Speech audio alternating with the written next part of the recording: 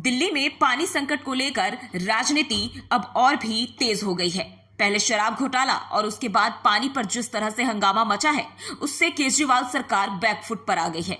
CM Kejriwal ने दिल्ली वालों को फ्री पानी देने की बात कही थी, लेकिन फ्री तो छोड़िए, अब पानी के लिए लोग त्राही त्राही कर रहे हैं। मामले को लेकर दिल्ली के उपराज्यपाल ने केजरीवाल सरकार का स्क्रू टाइट किया है, तो आतिशी से लेकर सौरभ भारद्वाज तक एलजी पर ही आरोपों की बौछार करने में जुटे हैं। दिल्ली के जल मंत्री आतिशी और एलजी वीके सक्सेना के बीच पानी संकट पर बयानबाजी का दौर शुरू हो गया है। इस राजनीति में अब आम आदमी पार्टी और बीजेपी के नेता भी शामिल हो गए हैं। दिल्ली के जल मंत्री आतिशी ने सीएम केजरीवाल से जेल में मुलाकात की थी। इस मुलाकात के कुछ ही घंटे बाद आतिशी ने दिल्ली के एलजी पर गाली देने का आरोप भी लगाया था। आतिशी ने कहा कि एलजी ने मुझे जमकर गालियां दी हैं। वहीं दूसरी तरफ एलजी ऑफिस ने कहा कि पानी के मुद्दे पर आतिशी अब राजनीति शुरू कर दी है। एलजी ऑफिस ने पत्र लिखकर आतिशी से पूछा कि आप कहती हैं कि उपराज्यपाल ने टैंकर माफिया पर नकेल नहीं कसा। क्या आम आदमी पार्टी ने कभी भी इसकी शिकायत दिल्ली पुलिस से की? क्या इस बाबत दिल्ली सरकार के किसी भी मंत्री ने कभी उपराज्यपाल से मिलने की कोशिश की?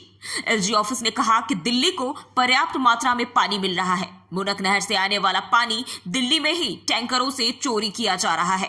वहीं पानी संकट पर नई दिल्ली लोकसभा सीट से चुनकर आई बीजेपी सांसद बांसुरी स्वराज ने मोर्चा संभाला। स्वराज ने कहा कि दिल्ली में जल संकट के लिए आम आदमी सरकार जिम्मेदार है।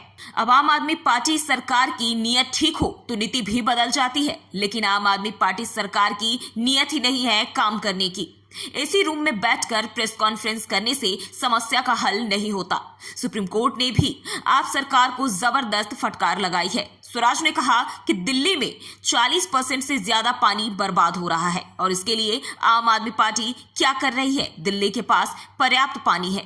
ये जो पानी का संकट बना है, ये प्राकृतिक नहीं है, ये आम आदमी पार्टी की देन है, क्योंकि उनकी नीयत ही नहीं है काम करने की।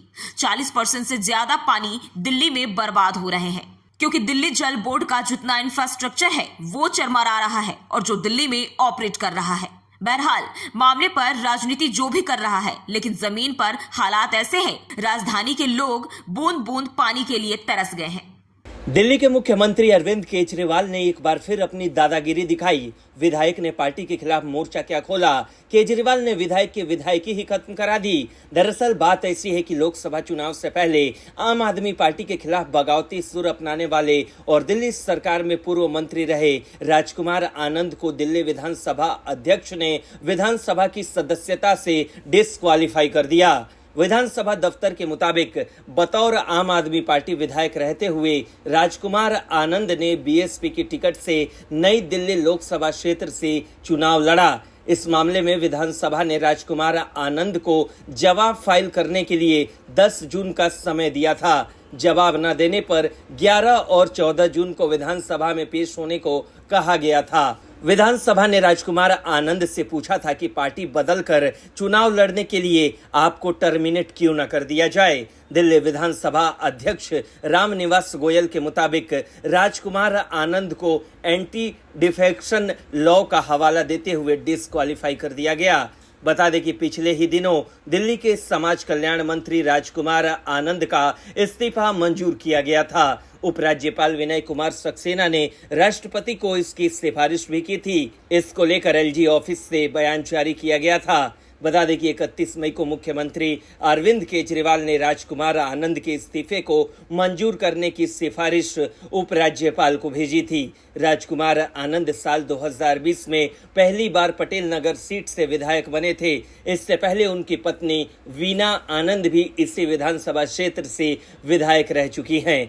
दिल्ली सरकार के पूर्व मंत्री राजेंद्र पाल गौतम की जगह राजकुमार आनंद को कैबिनेट में शामिल किया गया था। बता दें कि बौद्ध सम्मेलन के कार्यक्रम में हिंदू देवी देवताओं पर अभद्र टिप्पणी की गई थी, जहां राजेंद्र पाल गौतम भी मौजूद थे, जिसके बाद काफी बवाल हुआ था और राजेंद्र गौतम को कैबिनेट से इस्तीफा देना पड़ा था। दिल्ली सरकार में मंत्री रहे राजकुमार आनंद ने बीते 6 मई को बहुजन समाज पार्टी में एंट्री ले ली थी। साथ ही उन्होंने घोषणा की थी कि वो नई दिल्ली लोकसभा सीट से बीएसपी के टिकट पर चुनाव लड़ेंगे।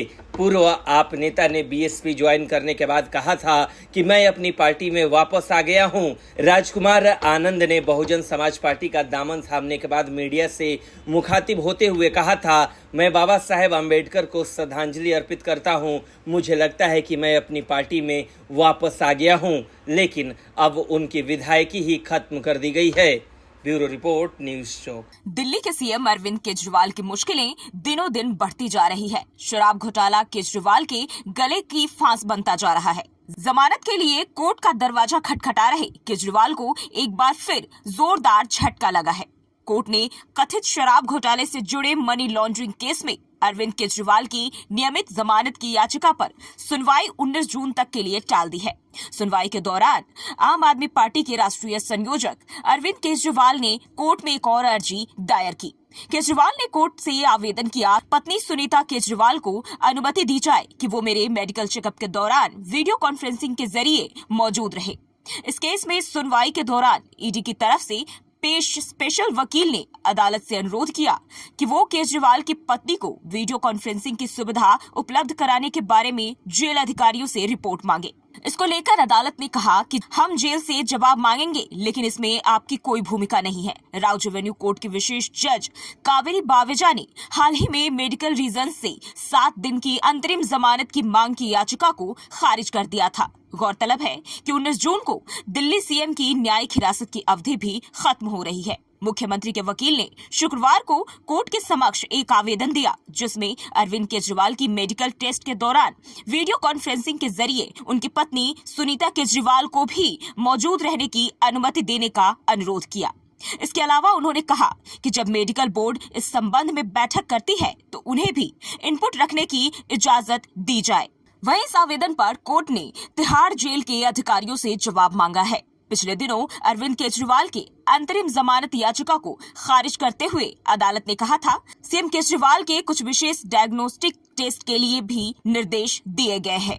केजरीवाल तिहाड़ जेल से वीडियो कॉन्फ्रेंसिंग के जरिए सुनवाई में शामिल हुए थे। उस समय सॉलिसिटर जनरल तुषार मेहता और additional solicitor general S V Raju ने कहा था कि जमानत याचिका सुनवाई के लायक नहीं है, क्योंकि चुनाव प्रचार के लिए दी गई अंतरिम जमानत का सीएम केजरीवाल ने दुरुपयोग किया है। वहीं मुख्यमंत्री की ओर से अदालत में पेश वकील ने दावा किया था, उनकी बिगड़ती डायबिटीज और अन्य स्वास्थ्य कारणों से अंतरिम जमानत जरूरी है। ईडी ने कहा था कि केजरीवाल के मेडिकल टेस्ट तिहाड़ जेल में भी कराए जा सकते हैं। सीएम केजरीवाल ने सुप्रीम कोर्ट द्वारा चुनाव प्रचार के लिए 1 जून तक दी गई अंतरिम जमानत की अवधि पूरी होने के बाद 2 जून को तिहाड़ जेल में सरेंडर किया था। गौरतलब है कि केजरीवाल ने अपनी जमानत को लेकर भी याचिका दायर की थी, जिसको लेकर 19 जून को सुनवाई होनी है। लेकिन इससे पहले दिल्ली की एक अदालत ने उन्हें अंतरिम जमानत देने से इनकार करते हुए कहा था कि केजरीवाल ने चुनाव के दौरान जमकर प्रचार किया था, तब उन्हें किसी भी तरह का गंभीर रोग नहीं था।